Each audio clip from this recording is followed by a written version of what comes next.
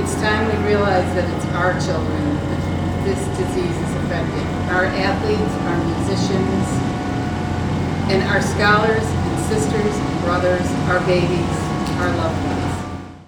September 15th has officially been designated as Drug Overdose Awareness Day in Jefferson County.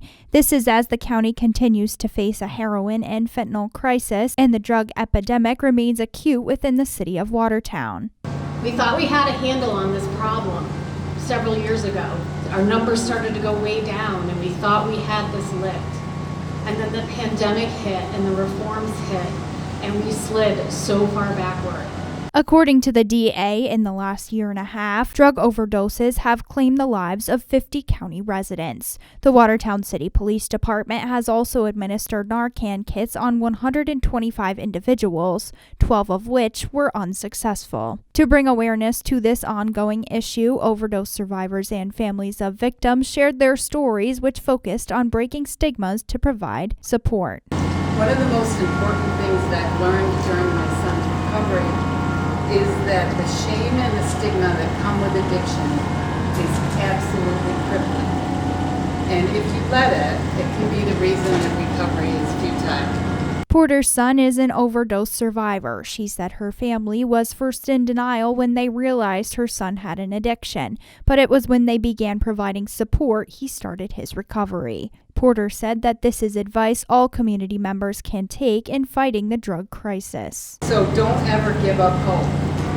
Stand up for your loved ones. Speak out against the faulty thinking of today's society, shame and the blame.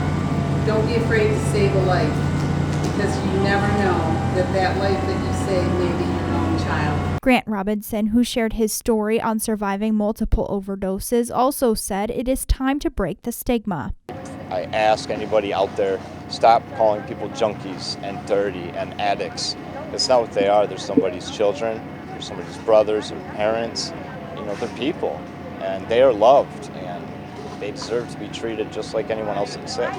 However, as a survivor, he has now taken on the role of forming overdose emergency kits that contain Narcan kits and fentanyl testing strips. He said the biggest thing community members or survivors like him can do is learn how to respond to emergencies. It could be anybody. It could be somebody you see in traffic in a parking lot. This disease is affecting everybody. I encourage them to help others. Become a Narcan trainer yourself, right? Give back, pay it forward 100%, and give others the tools that saved your life. That is what I encourage people to do. More information on how to support those in recovery can be found on the Alliance for Better Communities website. For ABC 50 Now in Watertown, I'm Isabella Colello.